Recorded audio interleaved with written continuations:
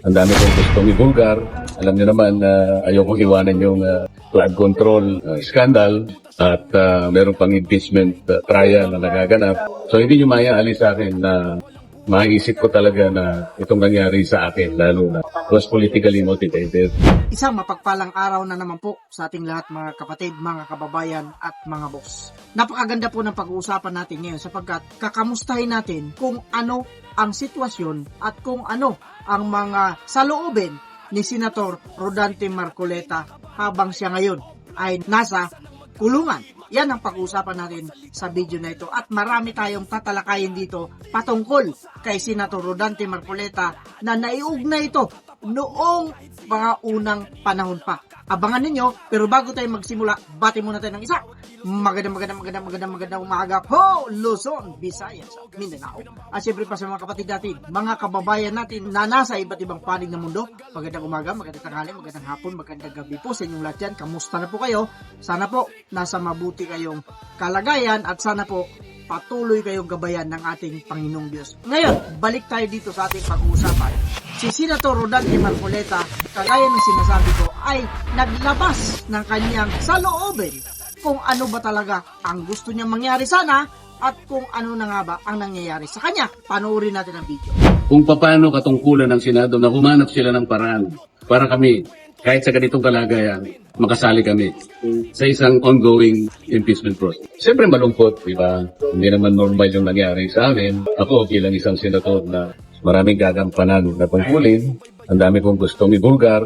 Alam niyo naman na ayokong iwanan yung flood control scandal at meron pang impeachment trial na nagaganap. So hindi niyo maaalis sa akin na maisip ko talaga na itong nangyari sa akin, lalo na was politically motivated. Alam ninyo mga kapatid, mga kababayan, mga kabarangay at mga boss, sa tono ng kanyang pananalita, talagang mararamdaman mo yung lungkot na nangyari sa kanya. Hindi natin maiwasan yan sapagkat sino ba naman ang hindi malungkot kung ikaw ay nakakulong sa salang hindi mo naman ginawa. Hindi po ba, mga kapatid, mga kababayan at mga boss? Pero hindi yan ang pag-uusapan natin dito. Ang pag-uusapan natin kung bakit nangyayari ito kay Senator Rodante Marcoleta. Malamang, alam na ninyo kung bakit siya napadpad dyan sa lugar na yan. Kung saan nga nakulong itong si Senator Rodante Marcoleta. At hindi lang yan, marami pa siyang mga kasamang senador na nakakulong ngayon at meron pa daw makukulong pa. Yun ang sabi nila. Sa ganang atin, sa kanila na lang yan. Pero sa akin dito, naalala ko yung leksyon natin kahapon, mga kapatid, mga kabarangay at mga boss. Doon sa mga nakakaalam, napakaganda po para sa akin. Kumbaga, naalala ko po yung leksyon na narinig natin kahapon. Yung ginawa doon, applicable para sa ating lahat. Pero sa ganang akin, nararamdaman ko na talagang bagay na bagay yon iugnay doon sa nangyari kay Senator Rodante Marcoleta. Ano nga ba yung naalala mo, boss, kahapon? Tungkol po kay Daniel. Alam naman natin, itinuro sa atin yan, lalo-lalo na tayong mga kapatid. Alam na natin yan, pero doon sa mga hindi pa nakakaalam, eto, pakinggan ninyong mabuti, na itong si Daniel ay ginawa po itong isang katiwala ng isang hari sa isang kaharian. At itong si Daniel ay talagang masunurin sa kanyang Panginoon. Walang iba po kundi ang Panginoong Diyos. Eto bakit natin ikinukunik kay Senator Rodante Marcoleta. Dahil si Senator Rodante Marcoleta po ay walang ginawa kundi sumunod, sumunod at sumunod. Gumawa ng mga bagay para sa ikabubuti ng lahat ng tao. Pero anong nangyari sa kanya ngayon? Siya ang nagdusa sa mga kasalanan na hindi naman niya ginawa. Balik tayo kay Daniel. Si Daniel, wala po siyang ginawang masama, wala po siyang ginawang hindi maganda sa kanyang pamumuno bilang isang superior ng mga gobernador doon sa kaharian. Ngayon, anong ginawa sa kanya? Hindi maiwasan na mainggit yung kanyang mga kasamahan sapagkat nagbabalak ang hari na gagawin siyang pinakapangulo sa lahat ng mga gobernador doon sa kaharian. Samantalang narinig yan ng mga kasamahan niyang epal. Noon pa lang may epal na eh. Hindi po ba mga kapatid, mga kabarangay at mga boss? Narinig. So gumawa sila ng batas na sila lang mismo ang nag-isip para sirain ang pagkatao ni Daniel.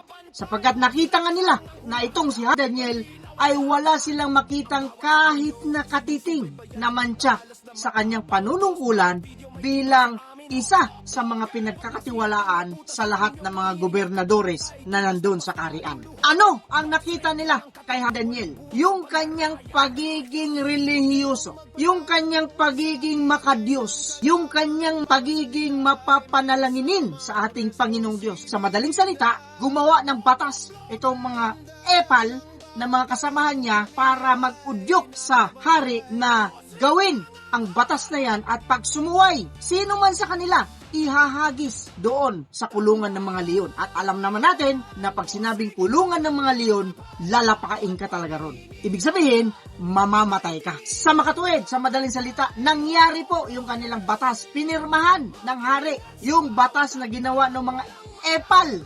Ibig sabihin, sa panahon natin yan, mga epal na mga politiko, ano yung batas na yon? Ang batas na naglalaman na kung sino man ang mahuhuli na makikitang sumasamba, nananalangin sa kanyang Panginoong Diyos, ihahagis doon sa kulungan ng mga leon. Napakaganda po ng kwento na ito. At ihalin tulad nga natin ito kay Senator Rodante Marcoleta. Hindi po ba mga kapatid, mga kabarangay at mga boss?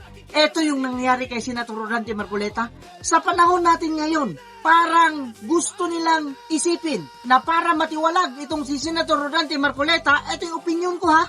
Kasi kinokonekta ko ito doon sa pangyayari kay Daniel. Para matiwalag siguro, iniisip nila, ipakulong natin ito. Kasi pag naipakulong natin ito, hindi na ito makakasamba. Hindi po ba? Ito yung nangyari ngayon kay Senator Rodante Marcoleta. Nakakulong si Senator Rodante Marcoleta. Ang tanong, hindi po ba siya sumasamba? Hindi na ba siya makakasamba? Ititiwalag na nga ba si Senator Rodante Marcoleta?